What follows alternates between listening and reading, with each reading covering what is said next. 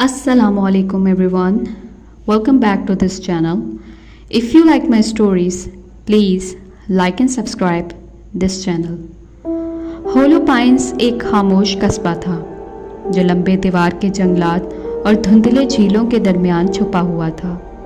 इसके किनारे पर एक पुराना सा घर था जिसके शटर्स झुके हुए थे और पीछे से जंगल की तरफ ज़मीन ढलवान पर जाती थी। इसके घर में हॉलबर्ग्स फैमिली रहती थी। डॉक्टर मार्टिन हॉलबर्ग, इसकी बीवी एलिस और इसकी 8 साला बेटी लिली और इनका एक प्यारा सा बूढ़ा कुत्ता मैक्स। एक दिन एक खौफनाक हादसा पेश आता है। एक दिन मैक्स को एक डिलीवरी ट्रक ने कुचल दिया। लिली सदमे से निढाल हो गई और अपने बाप से सिर्फ एक ही ख्वाहिश करती थी कि किसी तरह मेरा मैक्स मुझे वापस दिला दो।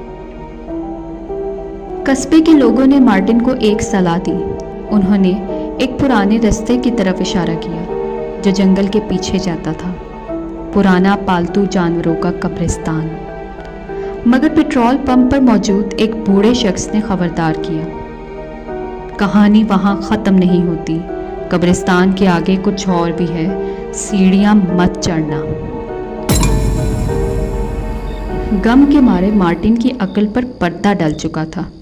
वो इसी रात मैक्स की बेजान लाश को उठाकर जंगल की तारीकी में निकल पड़ा।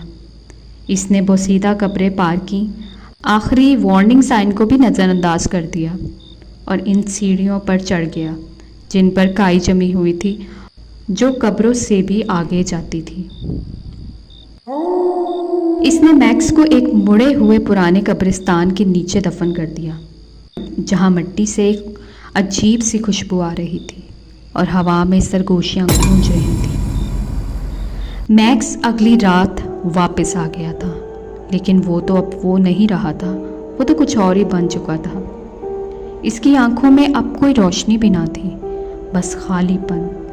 वो एलिस पर गुर्राया और दीवारों पर भौंका और साए पर छपका।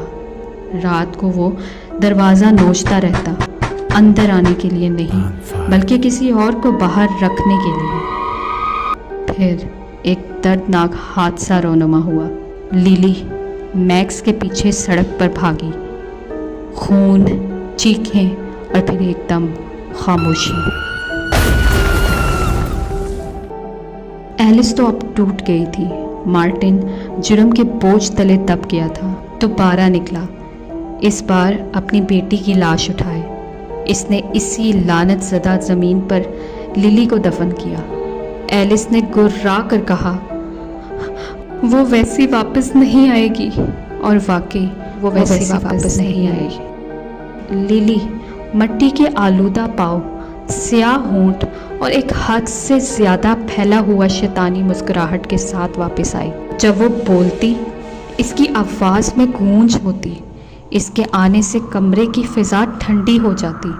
इसकी हंसी अब मासूम नहीं थी, जानवरों जैसी हो चुकी थी। एलिस ने मज़ीद एक रात वहाँ रुकने से इनकार कर दिया और मोटल में जा बसी। मार्टिन रुक गया। बाप की मोहब्बत बहुत गहरी होती है और कभी कभार हलाकत खेज। पड़ोसी मरने लगे। इनकी लाशें ऐसी मिली जैसे वो अंदर से खोखले हो चुके हों। चेहरे पर शदीद खौफ के आसार थे। एक रात एलिस वापस आई तो घर बिल्कुल खामोश था। मैक्स गायब था। फर्नीचर उल्टा पड़ा था, सीढ़ियों पर खून फैला हुआ था और लीला की डॉल बेड पर पड़ी थी। दीवार पर खून से लिखा था, तुमने मुझे वापस लाया, अब मैं इन्हें लाती हूँ। जंगल में सन्नाटा था। जब एलिस भागी, पीछे से कदमों की हल्की सी चाप आई, फिर भौंकने की आवाज़।